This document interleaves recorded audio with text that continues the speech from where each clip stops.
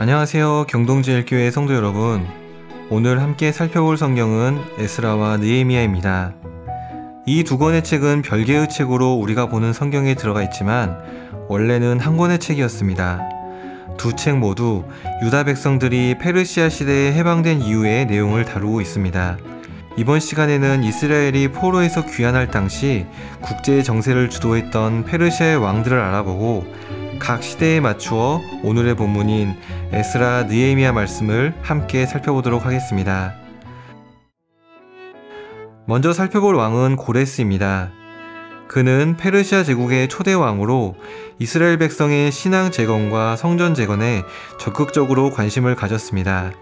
기원전 538년에 성전을 재건하라는 명령을 내리고 기원전 537년 수룹바벨 제사장 예수화를 중심으로 성전 재건 사업이 시작되었습니다.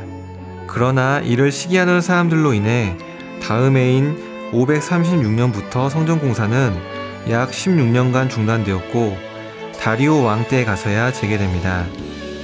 고레스 다음에 페르시아 왕은 캄비세스인데 성경에는 언급되지 않습니다. 세 번째 왕은 다리오 왕입니다.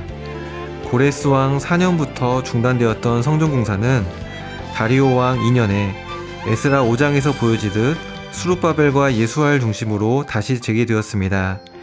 이 당시 선지자 학개와 스가랴가 이들을 도왔습니다. 그런데 5장을 보면 성전 공사를 반대하였던 강 건너편의 총독들이 다리오 왕에게 고발했다는 내용이 6절에서 17절에 언급됩니다. 이에 다리오는 이전에 고레스 왕이 내린 조서를 확인하였고 정식으로 성전 공사를 허락하며 지원한다는 조서를 내리는 내용이 6장 1절에서 12절의 내용입니다. 이처럼 대적의 반대로 또다시 중단될 뻔하였지만 결국 성전은 무사히 지어져서 다리오 왕 제6년 아달월 3일에 성전 공사가 마무리됩니다. 그리고 성전이 지어진 후 첫 6월절을 지키는 것으로 에스라 6장은 마무리됩니다. 참고로 성경을 완공할 때의 다리오는 다니엘서에 등장하는 다리오와 이름은 같지만 다른 인물입니다. 이 다리오에 대해서는 다니엘서 시간에 자세히 다루도록 하겠습니다. 네 번째로 살펴볼 왕은 아하수에로 왕으로 에스라 느헤미야 다음에 있는 에스더의 남편입니다. 이 왕은 에스라 느헤미야에서는 언급되지 않으므로 다음 시간인 에스더를 묵상할 때 살펴보도록 하겠습니다.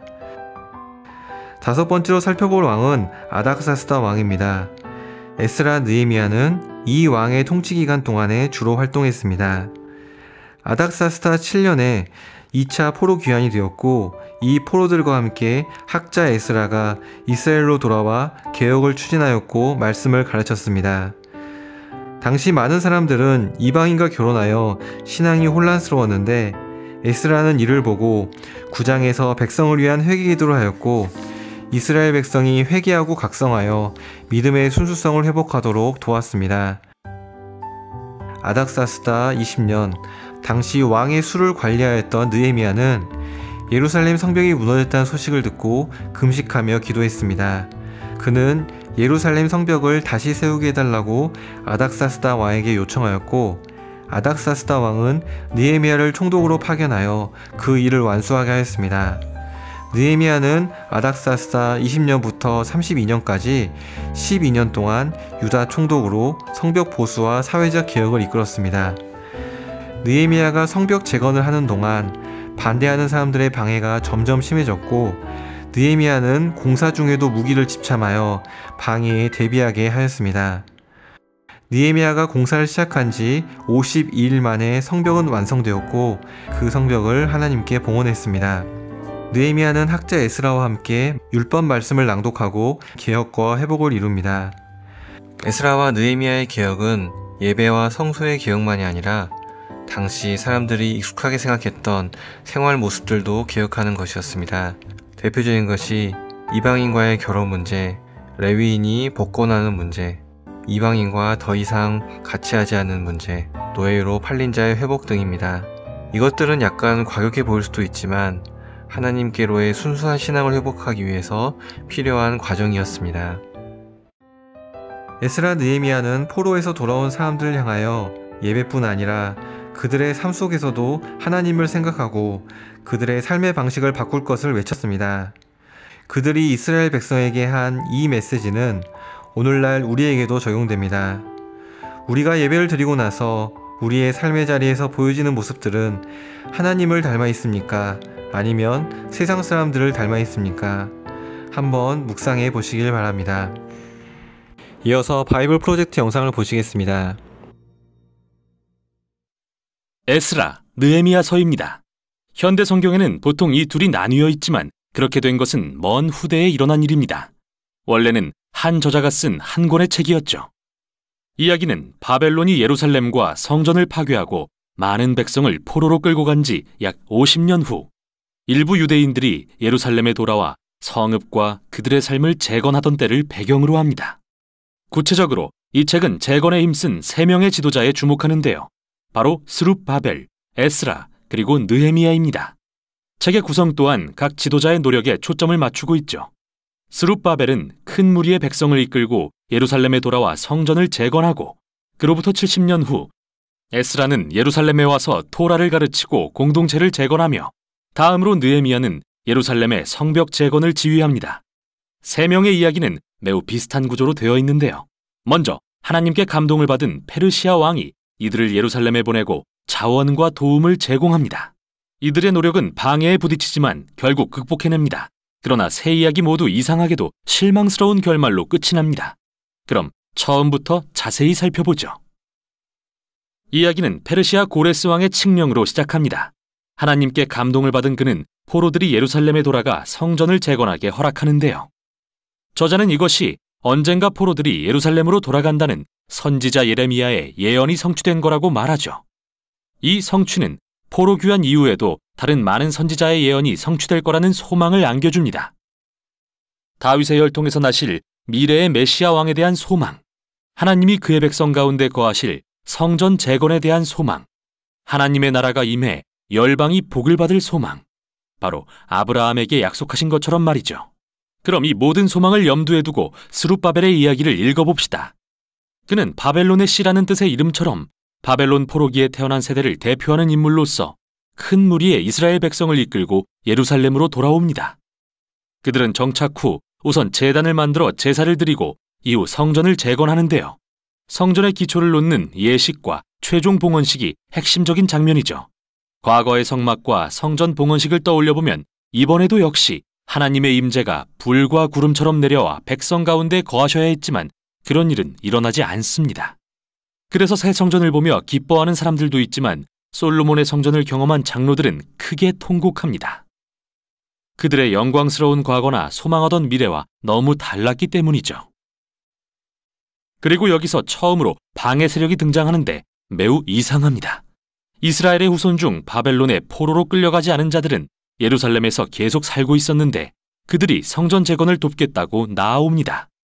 그런데 스룹바벨은 이를 거부하면서 너희는 이 성전과 아무 상관이 없다고 말하죠. 당연히 갈등이 일어났고 스룹바벨이 이를 극복하긴 하지만 정말 이상합니다. 선지자들은 분명 하나님의 나라가 임할 때 이스라엘의 모든 지파가 하나 되어 열방과 함께 하나님을 예배할 거라는 환상을 보았기 때문이죠. 정말 실망스러운 모습이 아닐 수 없습니다. 다음은 70년 후 에스라의 이야기입니다. 그는 바벨론 포로 시절 이스라엘의 지도자로서 토라에 능통한 학자였는데요. 페르시아 아닥사스다 왕에게 임명되어 한 무리의 백성을 이끌고 예루살렘으로 돌아오죠.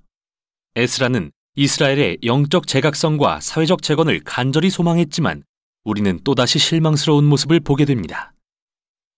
그는 귀환한 사람 중 다수가 기존에 예루살렘 주변에 살던 포로 출신이 아닌 여성들과 결혼한 사실을 알게 되었는데 그 중에는 유대인뿐 아니라 이방 여인들도 있었죠.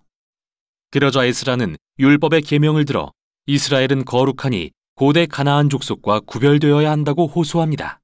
예루살렘 주변에 살던 자들은 가나안 족속처럼 귀환한 이스라엘 백성을 타락시킬 거라고 하면서요. 그리고 에스라는 가슴을 치며 회개 기도를 드립니다. 그런데 그 후 그는 지도자들을 결집하고 법령을 시행해 이 모든 결혼을 무효화하고 이방 여인들과 아이들을 쫓아내도록 하죠. 하지만 이 법령은 이혼한 남성이 일부만 기록된 걸로 보아 부분적으로만 실행된 것을 알 수 있습니다. 이 이야기는 여러 면에서 매우 이상한데요. 먼저 하나님은 에스라에게 이런 일을 명령하신 적이 없습니다. 에스라가 이 법령을 만들도록 한 건 예루살렘 지도자들이었죠. 둘째, 당대의 선지자 말라기는 포로됐던 자들이 거룩히 구별돼야 한다고 했지만 하나님은 이혼을 미워하신다고도 했는데요. 이같이 법령에 의한 상반된 결과는 이 책에서 반복되는 실망스러운 결말과 일치합니다. 이제 느헤미야의 이야기입니다. 그는 페르시아 정부에서 일하는 유대인 관료였는데 예루살렘 성벽이 허물어졌다는 소식을 듣고 기도합니다. 결국 아닥사스다 왕에게 성벽을 재건하러 가라는 허락을 받고 심지어 무장한 호위병과 필요한 지원도 받아내죠. 예루살렘에 도착하여 재건 작업을 시작한 후 그 역시 예루살렘 주변 거류민들과 갈등을 겪습니다. 또다시 이야기에 긴장감이 감돌죠. 당대의 선지자였던 스가랴는 하나님 나라의 새 예루살렘에는 성벽이 없고 하나님의 임재가 가득하여 모든 민족이 와서 언약 백성이 될 것이라고 했는데 느헤미야는 정반대의 목적을 수행하고 있는 것 같습니다. 그는 주변 거류민들에게 너희는 예루살렘과 아무 상관이 없다고 말합니다. 이는 당연히 적대감을 불러일으켰죠. 느헤미야는 자신이 받은 소명을 참되고 용기 있게 수행했지만 늘 무장 상태를 유지해야 했습니다. 과연 이런 갈등이 다르게 해결될 수는 없었을까요? 이런 질문을 안고 책은 두 방향의 결론에 이릅니다. 먼저는 긍정적, 다음은 부정적입니다. 에스라와 느헤미야는 이스라엘의 영적 재각성을 위해 온 힘을 모았는데요. 귀환한 포로들을 축제에 한데 모아 7일 동안 온 백성에게 율법을 읽고 가르칩니다. 그리고 초막절을 지켜 출애굽과 광야의 여정에서 경험한 하나님의 신실하심을 기억합니다. 또한 자신들의 죄를 고백하고 언약을 갱신하고 율법의 계명을 모두 따르겠다고 맹세합니다. 그리고 성전과 예루살렘 성벽의 재건을 크게 기뻐하죠. 이게 전환점이 될 수도 있겠다 생각하시겠지만 아닙니다. 이 책은 정말 우울하게 끝납니다. 느헤미야는 성읍을 돌아보다가 백성들이 그들의 맹세를 잘 지키지 않는 걸 발견합니다. 스룹바벨이 애써 재건한 성전은 방치되어 소홀히 관리되고 자격 없는 자들이 돌보고 있고 에스라의 가르침이 무색하게 백성들은 율법을 어기고 안식일에 일을 하고 있죠. 심지어 그들은 느헤미야가 재건한 성벽 주위에 시장을 열고 안식일에 장사를 하고 있습니다. 결국 느헤미야는 화가 폭발합니다. 사람들을 때리고 머리털을 뽑으며 야단을 칩니다. 율법의 명령에 순종하시오. 그리고 마지막으로 하나님께 적어도 제가 노력했다는 것은 기억해 주시라고 기도합니다. 이렇게 끝나다니 너무 이상하죠. 물론 예상하긴 했지만요. 사실 이렇듯 실망스러운 결말은 의도적으로 배치된 것입니다. 그렇다면 이 책은 도대체 성경의 전체 줄거리와 어떤 관련이 있다는 걸까요? 기억하시죠? 우리는 이 책을 시작하면서 메시아, 성전, 하나님의 나라에 대한 예언적 소망을 품었습니다. 그러나 아무것도 이루어지지 않았습니다. 이스라엘이 포로에서 돌아왔다고는 해도 그들의 영적 상태는 이전과 다를 게 전혀 없었죠. 에스라와 느헤미야는 최선을 다했지만 정치-사회적 개혁은 핵심적인 인간 마음의 문제를 다루지는 못한 겁니다. 이 책의 요지는 예레미야와 에스겔 선지자가 강조하는 것과 같습니다. 하나님의 백성에게 필요한 것은 마음을 온전히 새롭게 하는 것입니다. 그분을 사랑하고 그분께 순종하기 위해서 말이죠. 이 책이 실망스럽게 끝나는 건 사실이지만 그래서 지혜서와 예언서를 계속 읽고 싶어집니다. 하나님이 위대한 언약을 성취하기 위해 무엇을 하시는지 찾기 위해서 말이죠. 여기까지 에스라와 느헤미야였습니다.